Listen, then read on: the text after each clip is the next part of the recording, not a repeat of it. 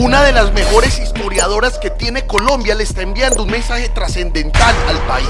Diana Uribe nos pide, parce, usted tenga memoria y conozca su historia para no caer en nefastos errores en los que lastimosamente de manera reciente han caído países como Italia. Pero sí hay que saber historia. O sea, hay que saber historia para no ir a votar por los fascistas, por favor. Hay que tener la memoria de las cosas que han pasado. Cuando se pierde en las generaciones el relato de ese tiempo, se pueden dar factores de repetición porque la gente olvida que eso ya se vivió, eso ya pasó. Ahora, cuando los italianos vivieron el fascismo y el mundo vivió el fascismo en los años 30, no sabían qué era ni para dónde iba. Ahora lo sabemos. Somos perfectamente conscientes de eso. Entonces ya ni siquiera tenemos la excusa de que no sabíamos, que nos tomó por sorpresa, que no sabíamos quién era ese señor Benito Mussolini. Ya lo sabemos y sabemos qué quería y sabemos cómo acabó. Hay que saber historia para no ir a votar por los fascistas, por favor. Eso es lo que Diana Uribe le grita a la humanidad. Ojalá su país la escuchara, ojalá Colombia la entendiera. Ojalá usted que está viendo este video se apropiara de esa frase. Vamos a seguir escuchando lo que dice aquí Diana Uribe, pero antes vamos a compartir esta información. Diana Uribe menciona brevemente que no tenemos cómo afirmar que la historia se repite como un ciclo, como incluso quizás lo afirman algunos teóricos. Pero es obvio que si la historia no la entendemos, si no nos interesa, si no la conocemos, se pueden dar factores de repetición terribles, porque entonces las sociedades olvidan lo que padecieron y ese lugar en el pensamiento generalizado que debe ser ocupado por el ejercicio del acto de hacer memoria queda vacío, y lo que lo llenan son los relatos y las narrativas que imponen precisamente a aquellos a los que no les conviene que el pueblo conozca su propia historia. Es así como en Italia, de manera absurda, por ejemplo, las elecciones más recientes las ganó Giorgia Meloni, una política post-fascista. Yo creo que aquí en Colombia todos sabemos a quienes no les conviene que usted y yo conozcamos nuestra historia, ¿cierto? Y en ese mismo orden de ideas es cuando Diana Uribe nos dice, parce, no nos podemos cansar. Tenemos que seguir trabajando por lograr la paz. No podemos seguir favoreciendo, que son los únicos que se favorecen de eso, a los traficantes de armas. De resto, y así lo hemos visto en Colombia y nuestra historia lo enseña, la guerra no sirve para nada, solo para llevarse la vida de nuestro pueblo de a poquito. Un pelado en un área rural, en la guerra, no es sino carne de cañón. No tiene ninguna oportunidad, ninguna. O sea, nosotros seguimos buscando la paz. Y la paz, la paz como proyecto histórico, que es en lo que yo creo, no es un proyecto personal de esta persona o de la otra, es un proyecto de país, un proyecto de vida, un proyecto de generaciones. Tomará el tiempo que tome. La guerra no resuelve nada, nada. O sea, en la guerra no hay solución, no hay salida, no hay futuro, no hay horizonte. En la guerra no hay nada sino muerte y odio. O sea, la guerra es un asco. O sea, es que la guerra es mal parche. Y la guerra es mal parche en todas partes. No es que hay unas guerras que sean chéveres y otras que no. Y siempre lo que hablamos de la guerra con los hombres, ¿no? Los más aptos, los más bonitos, los más fuertes. O sea, una selección absolutamente fina de los mejores hombres que tiene una generación para matarlos. Sí. Para que no, o sea, ¿cómo te parece el desperdicio? Y las mujeres como territorio de guerra para humillar a los hombres a través de la violación. O sea, ¿se puede imaginar un parche peor que ese?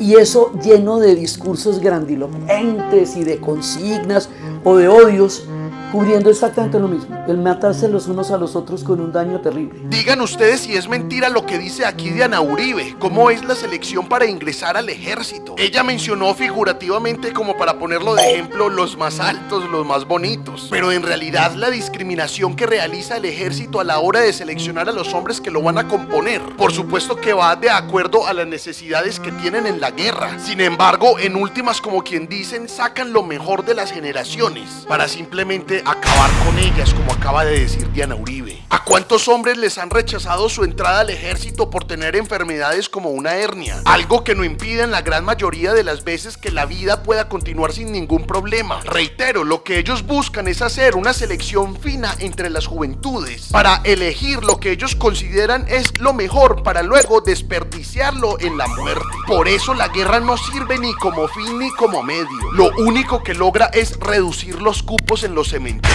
Y entonces la historiadora dice, la paz no es un hecho, no nos confundamos, la paz es un proceso que no solo salva vidas, sino que transforma territorios en la medida en que se avanza con él. Y ese sí debe ser el medio y el fin, principalmente de un país como Colombia, parce. La paz es un proceso, no es un hecho, no es un evento. ¿Y vamos bien en ese proceso?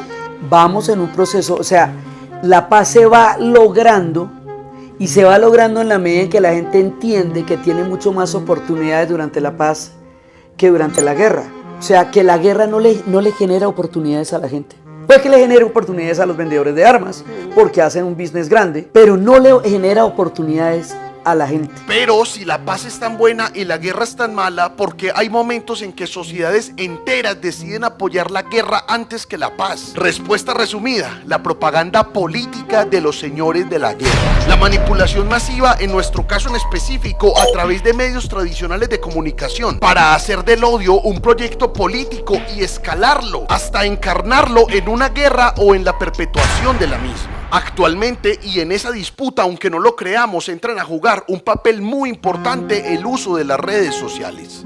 La idea de la desinformación, de la polarización, de la construcción deshumanizada del otro, fue lo que hizo Goebbels como ministro de propaganda del Tercer Reich. Él hace una construcción del odio, de tales y que convence a un pueblo con eso a través de la propaganda. Era el ministro de propaganda.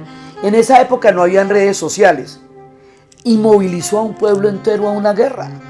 Entonces, las redes sociales en sí mismas no son el problema, eso es un instrumento. Porque por el otro lado, sin las redes sociales tú no conocerías muchas cosas que están pasando. Para nosotros, por ejemplo, en los 90s, no teníamos cómo contrastar la información, no sabíamos lo que estaba pasando realmente, todo eran rumores.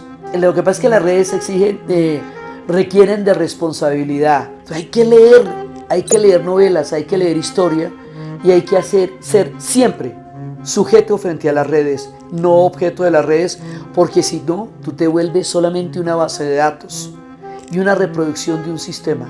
Cualquiera que ese sistema sea, hoy son las redes.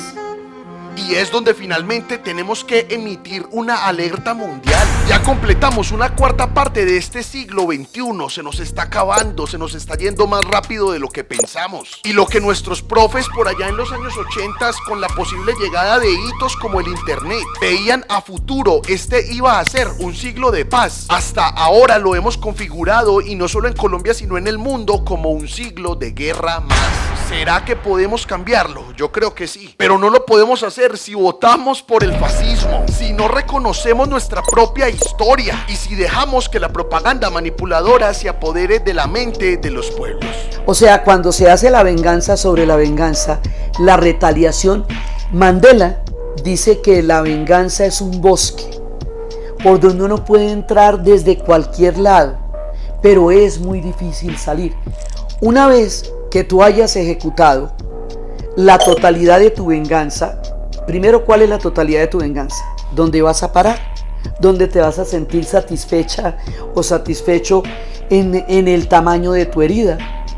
Y segundo, en el momento en que lo lograses de ser eso posible, el otro o la otra ya tendrían razones para hacer su propia venganza. Además, el nivel de la carga del odio cuando se vuelve proyecto, ¿sí? Porque es que en la venganza el odio se vuelve proyecto y el odio se vuelve identidad.